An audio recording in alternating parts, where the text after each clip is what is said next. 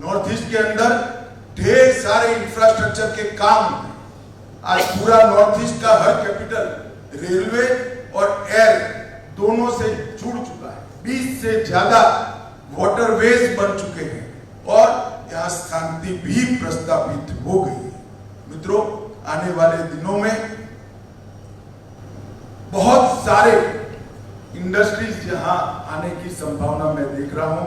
टाटा का 27,000 करोड़ का सेमीकंडक्टर का प्रोजेक्ट वो बताता है कि नॉर्थ ईस्ट के पोटेंशियल को एक्सप्लोर करने के लिए बड़े बड़े उद्योग समूह भी आगे बढ़ रहे हैं। मैं फ्यूचरिस्टिक दृष्टि से कहने वाला हूं, अगले 10 साल तक एवरेज 20% ग्रोथ से नॉर्थ ईस्ट का विकास होने वाला है। मेरी बात आप मान, ये फ्यूचर बिजनेस को ध्यान में रखकर थोड़ा रिस्क आपको उठाना चाहिए।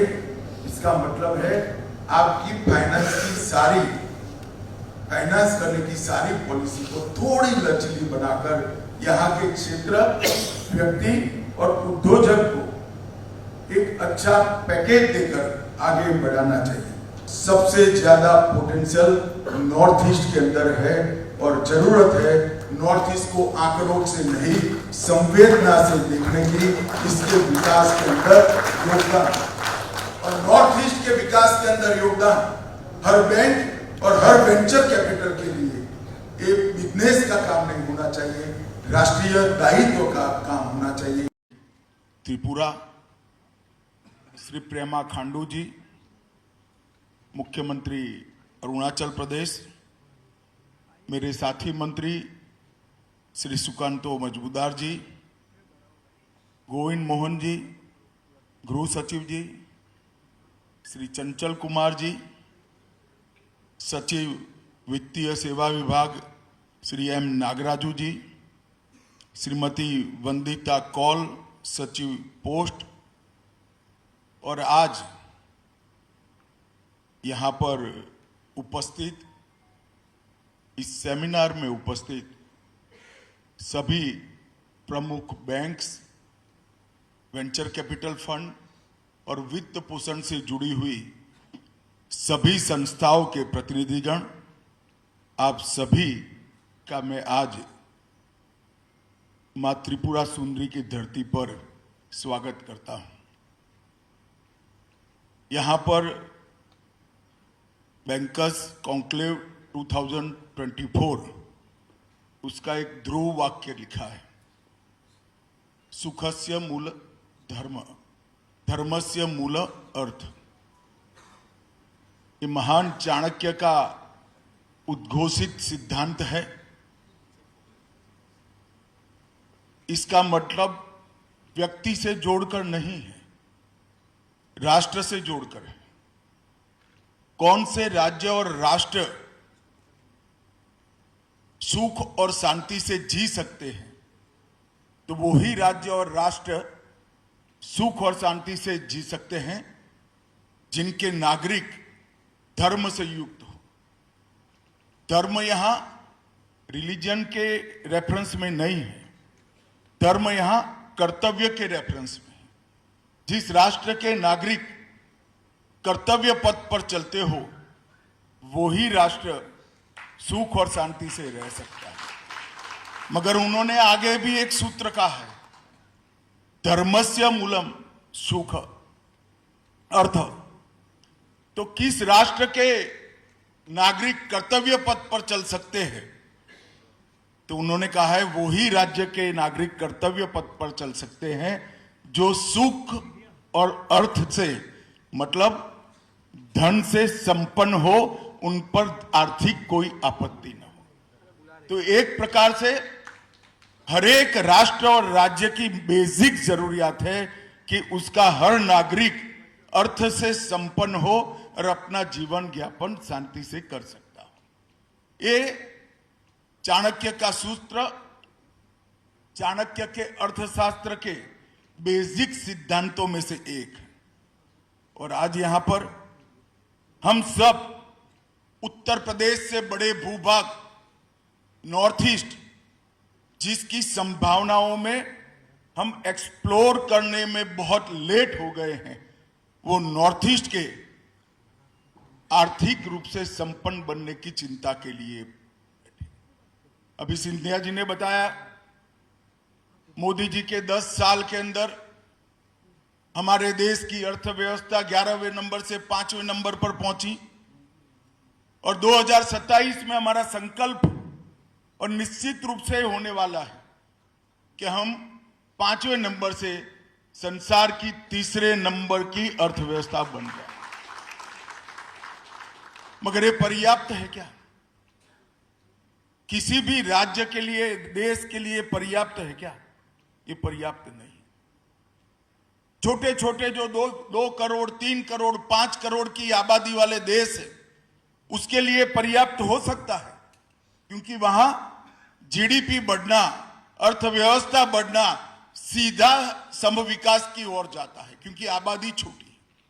मगर 140 करोड़ की जनसंख्या और इतनी विषम भौगोलिक स्थिति वाले देश के लिए अर्थतंत्र का बढ़ावे के साथ साथ हर क्षेत्र से मतलब है राज्यों का समूह, जैसे हमारा नॉर्थ ईस्ट है, हर राज्य, नॉर्थ ईस्ट का हर एक राज्य, हर गांव और हर व्यक्ति, उसका आर्थिक विकास ही देश के आर्थिक विकास का सही मायना हो सकता है।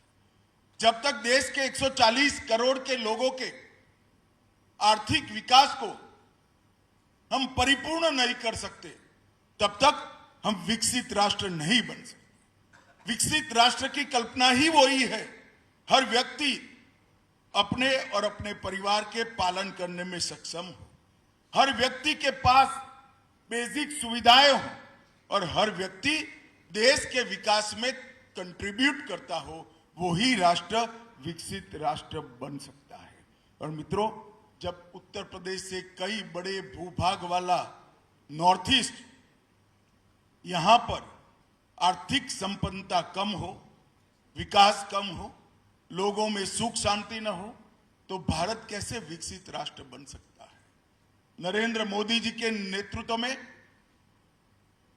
हमने एक संकल्पना की कि जब देश आजादी की शताब्दी मनाता होगा 15 अगस्त 2047 को, उस वक्त पूरे संसार के अंदर हर क्षेत्र में भारत नंबर 1 होगा और भारत पूर्ण विकसित देश। तो जब पूर्ण विकसित देश बनना है, तब हर क्षेत्र, हर राज्य और हर व्यक्ति इसके सुख की चिंता करनी पड़ेगी, अभी से करनी पड़ेगी, तभी जाकर 2047 में हम विकसित राष्ट्र बन सकते हैं। यहां पर आज की कॉन्क्लेव का विषय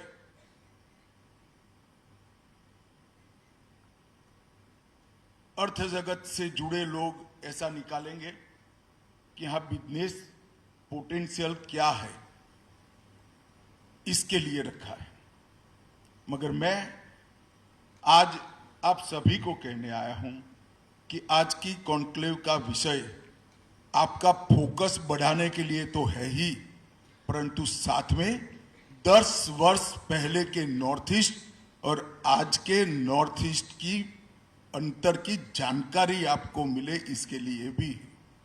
10 साल पहले यहां 200 से ज्यादा जनजातीय समूह, अनेक आतंकवादी ग्रुप, हर राज्य में हथियारी ग्रुप और सैकड़ों आतंकवादी घटनाओं से एक क्षेत्र लैस था। और आज 10 वर्ष के बाद मोदी जी के 10 साल के शासन में यहां पर हिंसा में 71% की कमी आई है और नागरिकों के मृत्यु में 86%। 20,000 से ज्यादा हथियारी लोग सरेंडर कर चुके हैं, मेन स्ट्रीम में दाखिल हो चुके हैं और यहां पर अब ये एक्सप्लोर किए बगैर का सभी पोटेंशियल देश के विकास के लिए आप लोगों का राह देख रहा है। और मैं यहां पर जब बैंकिंग वाले होते हैं, बैंक के लोग होते हैं, तब वो आंकड़ों को ही देखते हैं, मुनाफे को ही देखते हैं, ग्रोथ की पोटेंशियलिटी को ही देखते हैं और रिस्क फैक्टर का ही काउंटिंग करते हैं। ये सब तो करिए, इसमें अब कोई ज्यादा आपत्ति नहीं मिलेगी, सब कुछ यहां मिलेगा, परंतु नॉर्थ ईस्ट का विकास हम सबकी राष्ट्रीय जिम्मेदारी है, हमारा दायित्व है। ये समझकर हम कोई भी देश अगर आगे बढ़ना है तो सम विकास होना चाहिए। ये मूल सिद्धांत को हमारे बैंकर्स को भी अपनाना पड़ेगा।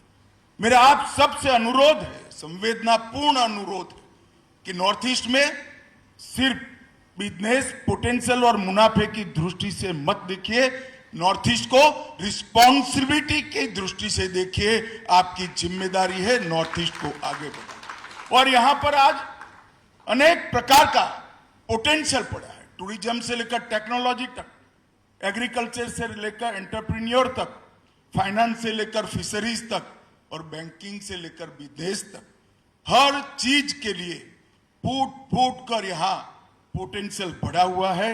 और मैं आपको विश्वास के साथ बताता हूं, मेरे शब्दों पर भरोसा रखना, मैं नाप तोल कर बोलने वाला व्यक्ति हूं। हमारा नॉर्थ ईस्ट विकसित भारत के निर्माण का गेटवे बनने वाला है, क्योंकि यहां पर बहुत पोटेंशियल है। आने वाले 25 वर्ष में नॉर्थ ईस्ट के वित्तीय समावेशन और आर्थिक विकास दोनों दृष्टि से भारत का गेटवे बनेगा, नए कीर्तिमान रिकॉर्ड स्थापित करेगा। आने वाले 25 साल नॉर्थ ईस्ट भारत का विकास का गेटवे बनेगा, पूरे देश का विश्वास का गेटवे बनेगा। और अब मैं कह सकता हूं नॉर्थ ईस्ट निर्यात का भी गेटवे बनने वाला है। ये मैं आगे आपको एक्सप्लेन करूंगा। और इंफ्रास्ट्रक्चर के निर्माण में भी नॉर्थ ईस्ट पूरे रिकॉर्ड तोड़ेगा, इसका मुझे बहुत विश्वास। और आज जब आप सब लोग नॉर्थ ईस्ट बैंकर्स कॉन्क्लेव 2024 के लिए एकत्रित हुए हैं, तो इस जीवंत क्षेत्र के अंदर फाइनेंशियल इंक्लूजन, इकोनॉमिक डेवलपमेंट और विकास, इंफ्रास्ट्रक्चर के विकास के लिए आपकी सहायता चाहिए और आपका संवेदनशील नजरिया चाहिए। मित्रों, कॉन्क्लेव का यहां पर 3 सत्र हुए हैं, 2 हुए, तीसरा शायद अभी होने वाला है।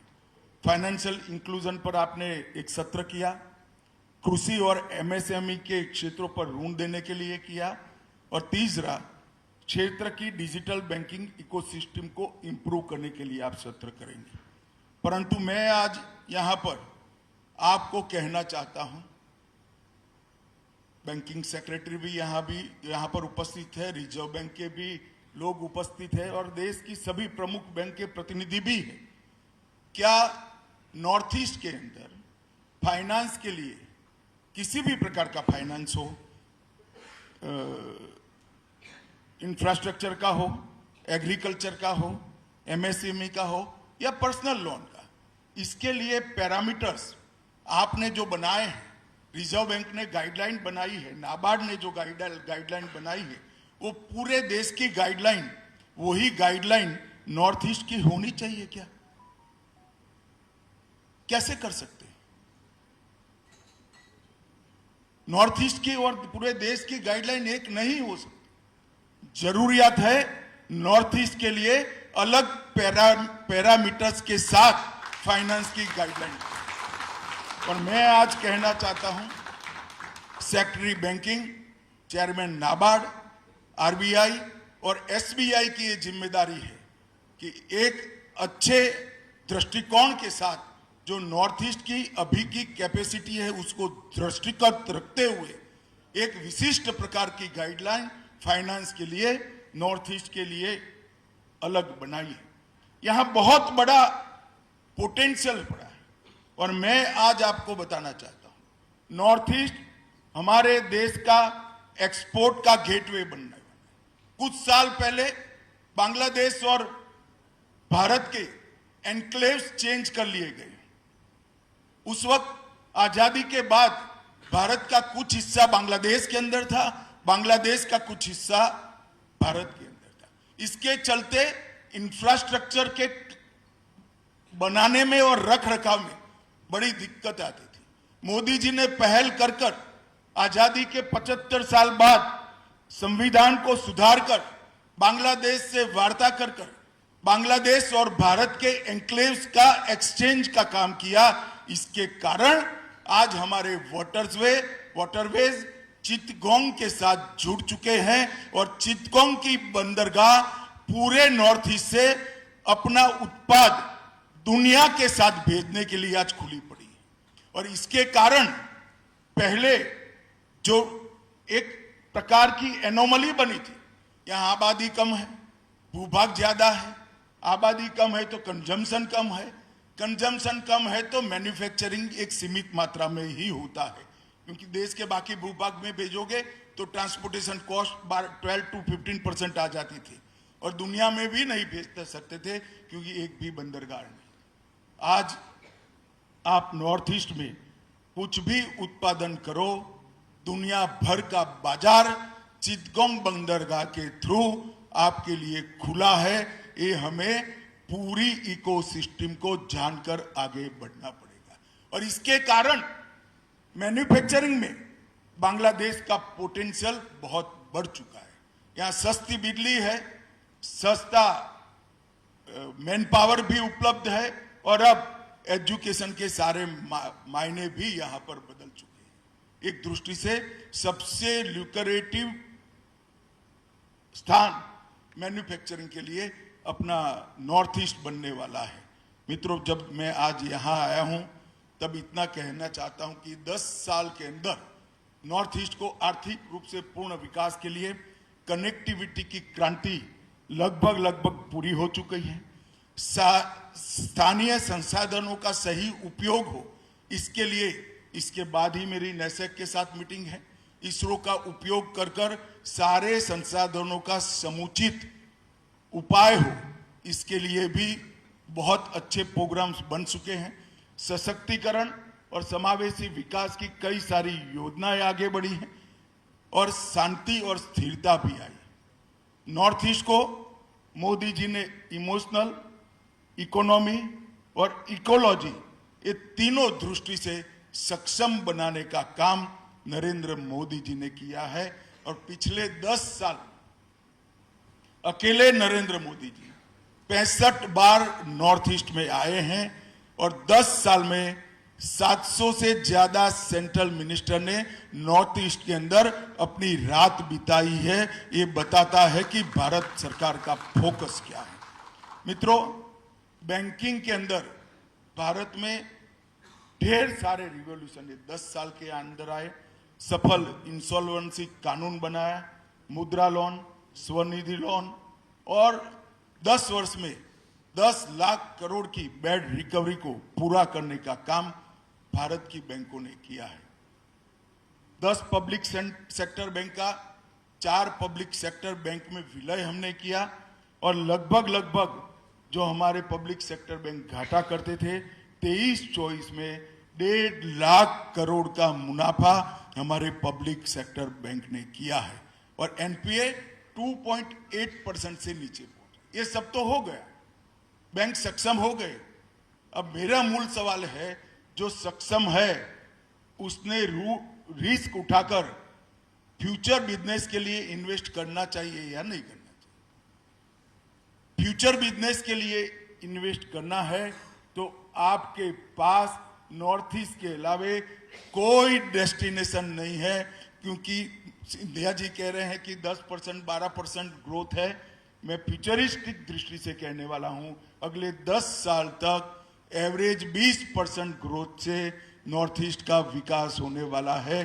मेरी बात आप मान, ये फ्यूचर बिजनेस को ध्यान में रखकर थोड़ा रिस्क आपको उठाना चाहिए। इसका मतलब है आपकी फाइनेंस करने की सारी पॉलिसी को थोड़ी लचीली बनाकर यहाँ के क्षेत्र, व्यक्ति और उद्योजक को एक अच्छा पैकेज देकर आगे बढ़ाना चाहिए।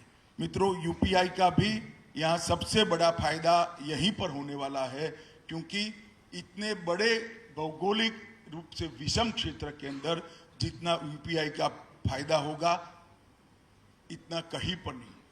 आज देश में 95 करोड़ से ज्यादा इंटरनेट उपभोक्ता है और 92 करोड़ से अधिक ब्रॉडबैंड के यूजर हैं। भारत के 95% गांव 3G और 4G कनेक्टिविटी से युक्त हो चुके हैं। मैं 95% गांव पर बहुत थ्रस्ट देना चाहता हूं। इसका मतलब है नॉर्थ ईस्ट के अंदर भी 80% कनेक्टिविटी पूरी हो चुकी है। नॉर्थ ईस्ट के अंदर ढेर सारे इंफ्रास्ट्रक्चर के काम हुए। आज पूरा नॉर्थ ईस्ट का हर कैपिटल रेलवे और एयर दोनों से जुड़ चुका है। 20 से ज्यादा वाटरवेज बन चुके हैं और यहां शांति भी प्रस्तापित हो गई है। मित्रों, आने वाले दिनों में बहुत सारे इंडस्ट्रीज यहां आने की संभावना मैं देख रहा हूं। टाटा का 27,000 करोड़ का सेमीकंडक्टर का प्रोजेक्ट वो बताता है कि नॉर्थ ईस्ट के पोटेंशियल को एक्सप्लोर करने के लिए बड़े बड़े उद्योग समूह भी आगे बढ़ रहे हैं। 50,000 मेगावाट जल विद्युत की क्षमता यहां पर अभी एक्सप्लोर करे बगैर की पड़ी है। ब्रह्मपुत्र का कभी समाप्त न होने वाला पानी आधे देश को सस्ती बिजली पहुंचा सकता है और ऑर्गेनिक खेती का मार्केट भी 1.50 लाख हेक्टर यहाँ ऑर्गेनिक खेती होती है, जो विश्व का एक साथ सबसे बड़ा समूह। इसके लिए भी विश्व का बाजार हमारे लिए खुला है। आगे बैंक ब्रांच की डेंसिटी हमें बढ़ानी पड़ेगी, एटीएम बढ़ाने पड़ेंगे, 1 ब्रांच और 2 ब्रांच डिस्ट्रिक्ट को आइडेंटिफाई कर उसको बैंकिंग सेवाओं से लैस करना पड़ेगा। अनबैंक्ड विलेज को आइडेंटिफाई कर पोस्ट और बैंकिंग सेवा से युक्त करना पड़ेगा और सारे डीबीटी नॉर्थ ईस्ट के नागरिकों के पास करप्शन के बगैर पहुंचे और बैंक के माध्यम से वहां विकास भी पहुंचे, ऐसी व्यवस्था करनी पड़ेगी। मित्रों, आज गृह मंत्रालय के गृह मंत्री के नाते मैं नॉर्थ ईस्ट काउंसिल का एनईसी का चेयरमैन, मैं इसलिए आपको नहीं कह रहा, मैं समझता हूं बिजनेस पोटेंशियल कहां है, मैं बैंकिंग भी समझता हूं। मेरे शब्द पर भरोसा रखना, सबसे ज्यादा पोटेंशियल नॉर्थ ईस्ट के अंदर है और जरूरत है नॉर्थ ईस्ट को आंकड़ों से नहीं संवेदना से देखने की, इसके विकास के अंदर योगदान। और नॉर्थ ईस्ट के विकास के अंदर योगदान हर बैंक और हर वेंचर कैपिटल के लिए ये बिजनेस का काम नहीं होना चाहिए, राष्ट्रीय दायित्व का काम होना चाहिए। ये समझकर एक सहानुभूति की दृष्टिकोण से ये विकसित हो रहे क्षेत्र को पूर्ण विकसित बनाने के लिए सभी बैंकर्स आए, मोदी जी के हाथ मजबूत करें और नॉर्थ ईस्ट के हर एक राज्य के अंदर के पोटेंशियल का 100% एक्सप्लोर कर विकसित भारत बनाने की दिशा में आगे बढ़े। यही आप सबसे अपील और अभ्यर्थना भी है। मैं फिर एक बार आप सब नॉर्थ ईस्ट के विकास को अपना दायित्व समझिए, ऐसी बात कर मेरी वाणी को विराम देता हूं। वंदे मातरम, भारत माता की जय। धन्यवाद सर आपके मूल्यवान शब्दों के लिए।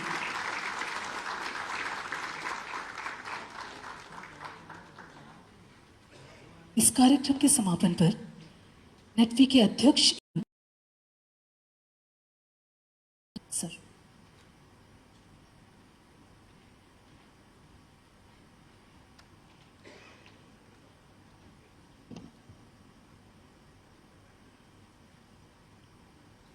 Good afternoon to all.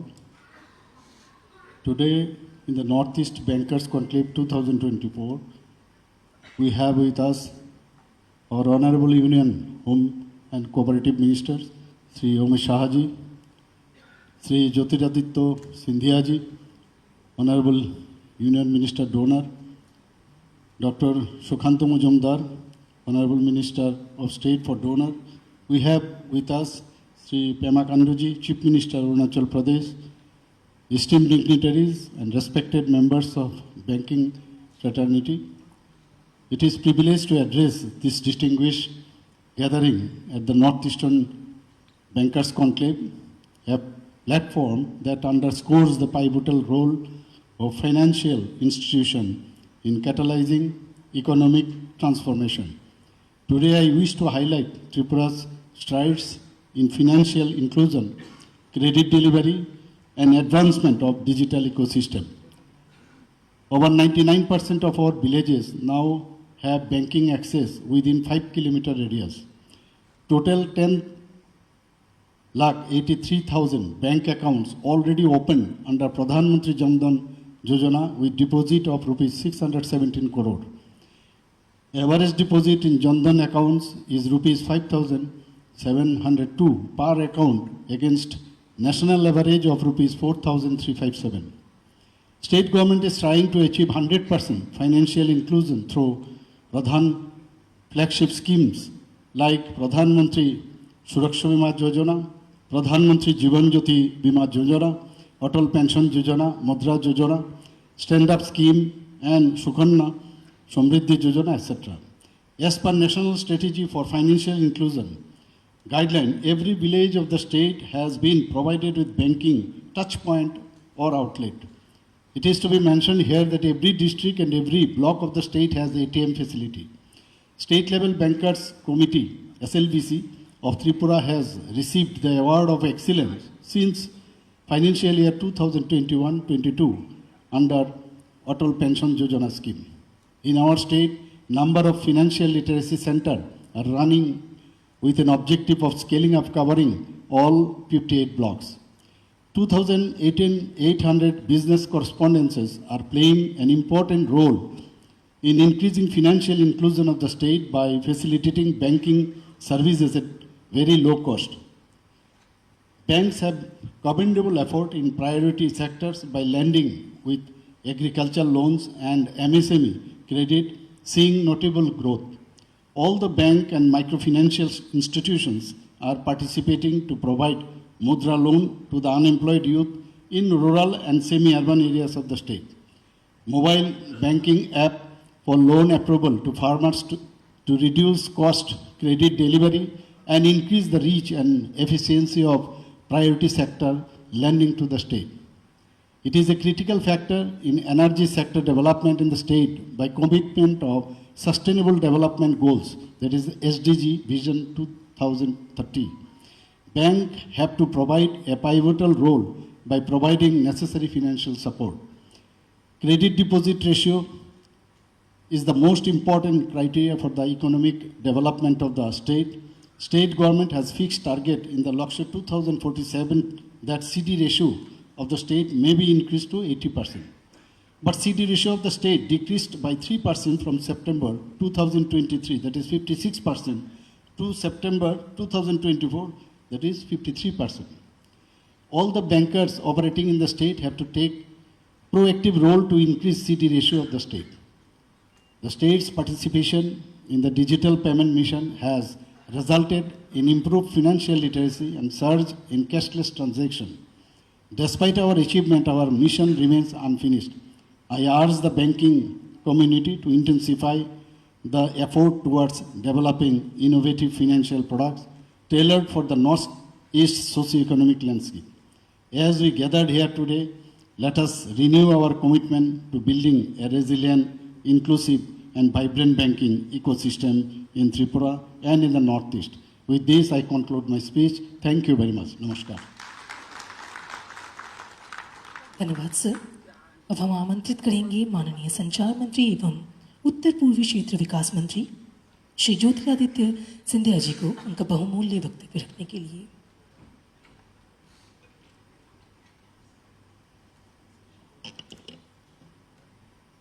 Seated on the dais with us, the Home Minister and Cooperative Minister of India, Chairman of the Northeast Council, respected Shri Amit Shah Sahib,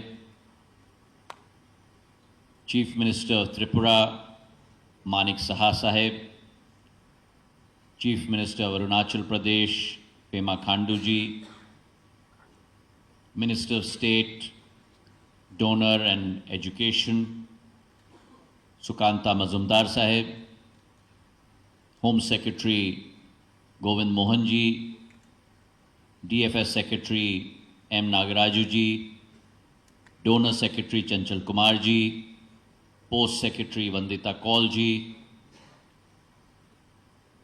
ladies and gentlemen from the banking fraternity from across India today, and all the illustrious members from government and other resources present at this Bankers Summit. It is with only the blessings of Mata Tripura Sundari that we have been successful in organizing the second Northeast Bankers Conclave in Agartala this year in 2024. We are all very thankful to have the esteemed presence of the Home Minister of India, Shri Amit Shah ji, who carries within him a special place in his heart for all the 8 states in the Northeast. He's currently on a 3-day tour of all the states of the Northeast region. The Prime Minister's resolve, the Prime Minister's vision is being articulated by none other than our own Home Minister, Amit Shah ji, in terms of making sure that this Northeast region truly becomes the growth engine of India's economy. 10 years ago, India was the 11th largest economy in the world. And through the perseverance of our Prime Minister, Chakraborty report সংবাদ Tripura the commitment of our Home Minister, today India has risen in a period of 10 years from the 11th largest economy to becoming the 5th largest economy in the world.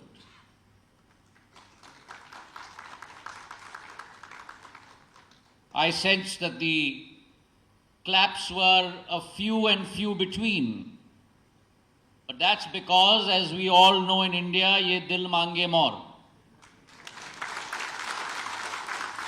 By 2027, India, which is today the 5th largest economy, has put behind her that country that thought that they could rule India, England. In the next 2 years, India will go ahead of Germany and Japan and become the 3rd largest economy in the world.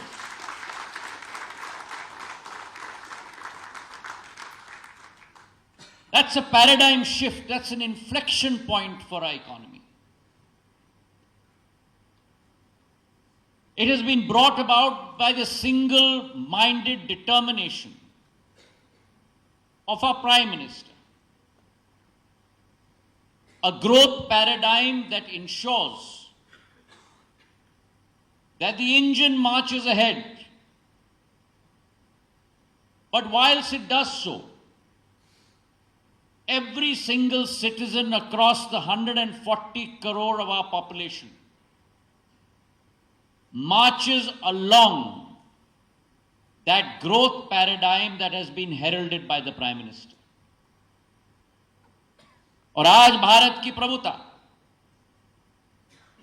आज भारत की क्षमता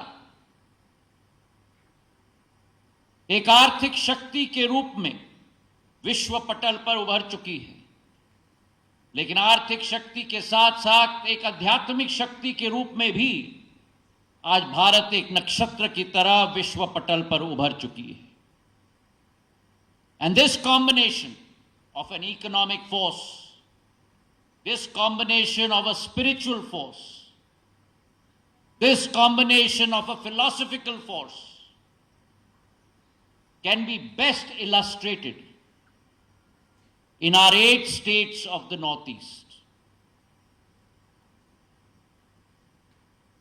This area has been blessed by nature, has been blessed by Mother Earth.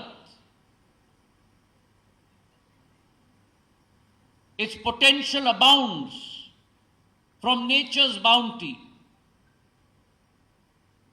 to its human resource, skilled in every possible vocation that one can think of.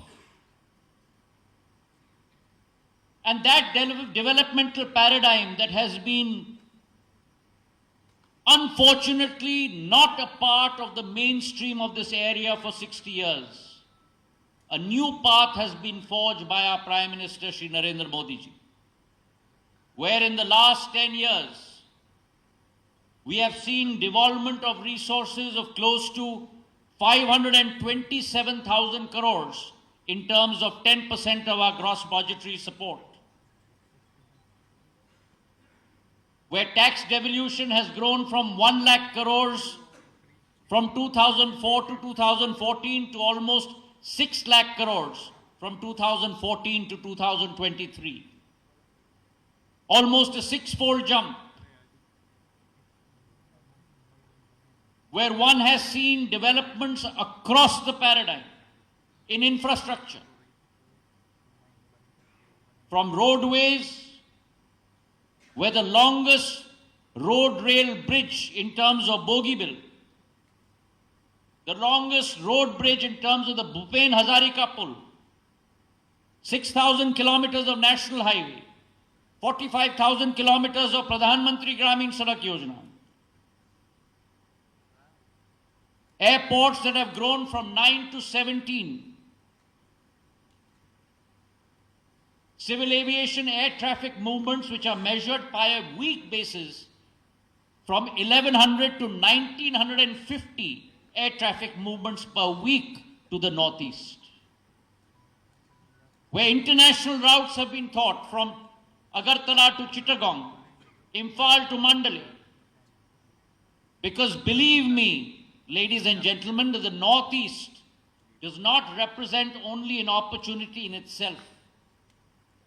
It is India's gateway to Southeast Asia and Southeast Asia's gateway, not to India, but Southeast Asia's gateway to the world. And therefore, this opportunity, where when you look at hydropower potential, 56 gigawatts of hydropower potential, of which only 3,500 megawatts are activated today. Rail lines, where 19 projects worth 82,000 crores have been mandated. 2,000 kilometers of railway lines have been laid. Budgetary outlay for the railway ministry has grown from 2,000 crores to 10,000 crores. So it is not only the Department of Financial Services that is marching ahead, but it is the whole of government, the whole of Bharat Sarkar, under the leadership of Prime Minister Narendra Modi ji and our Home Minister Amit Shah ji, that is marching ahead, marching for the Northeast, marching for this region, ladies and gentlemen. The opportunities today abound. The Tata Group is setting up its first fab in Assam, an investment worth 27,000 crores, where 3.83 crore chips per month will be manufactured. Chip manufacturing that was earlier limited to Taiwan and to Korea and to other parts of the world. Today a fab is being set up in Gujarat, a fab is being set up in Assam. And that's an opportunity for you, for the banking sector. Our institution, Netfee, has set up a venture capital fund, promoted 100 startups, And I'm glad to report that some of those startups have exceeded valuations of 100 crores. State-wise venture capital funds are being set up, like the Manipal Venture Capital Fund. And we've had many unicorns in India. The time has come where a unicorn will be born from the Northeast. And if the first ray of the sun on Indian soil dawns in Arunachal Pradesh, then it will not be long that the first unicorn will also be born in the Northeast, ladies and gentlemen. And therefore today, I know a wonderful presentation has been done by our Secretary of DFS. And let me add to that. Today there's a significant increase in bank branches, digital transactions, financial literacy. Credit growth has grown tremendously. Number of bank branches have grown by almost 50%, from 3,330 to 5,182.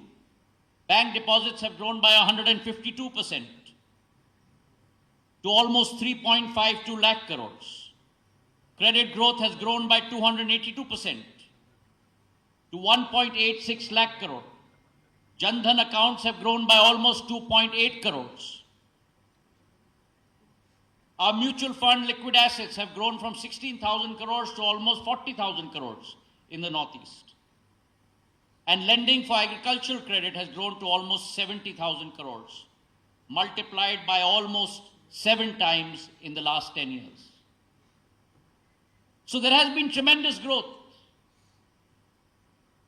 But there is still growth yet to come. And that growth has to be represented by all of you. Private sector banks, public sector banks, government agencies, all of you having boots on the ground in the Northeast. And why do I say this to you? The reason I say this to you is because India is growing at close to 7% GDP growth rate. Almost 600 basis points greater than the world. But if you look within India, the new growth opportunity is from this soil, because our states in the Northeast are not growing at 6%. Our states in the Northeast are not growing at 7%. Our states in the Northeast are not growing at 9%. Our states in the Northeast are growing at 10, 11, 12% GDP growth rate. And therefore today, because of the Home Minister's efforts at bringing about an environment of peace, stability, tranquility, because of the Prime Minister's vision of development coming bottom up and not top down, today is the opportunity for you. If you do not grow your presence in the Northeast, the train would have left the station. In principles of business, first mover advantage is the most important advantage. And today I urge all of you to take that leap forward, strengthen your presence here in the Northeast, because the next opportunity in the new India, Bharat Mata के नए अवसर अब उत्तर पूर्वी राज्यों की श्रृंखला से शुरुआत होंगी. So come be part of this opportunity. Come be part of this environment. स्वर्ग जैसा वातावरण का भाग आप बनो. And come be part of this environment that is serene for everyone. Healthy for one's mind and one's body and one's soul, where AQI levels are less than 10. Come be part of that environment. Thank you very much.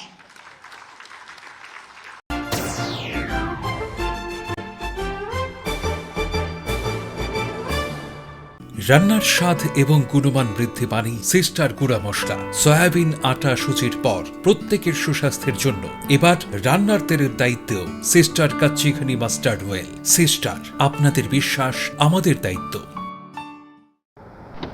বাড়ির ছেলে ডাক্তারি পাশ করে ফিরছে, তাই celebration চলছে নানা পদের রান্না। শেফদের পছন্দ সিস্টার মশলা, যা মডার্ন টেকনোলজি এবং স্বাস্থ্যসম্মত। টেস্টিও সিস্টারের রান্না, প্রতি পদে স্বাদের বাহার। সিস্টার, নিশ্চিন্তের প্রতীক।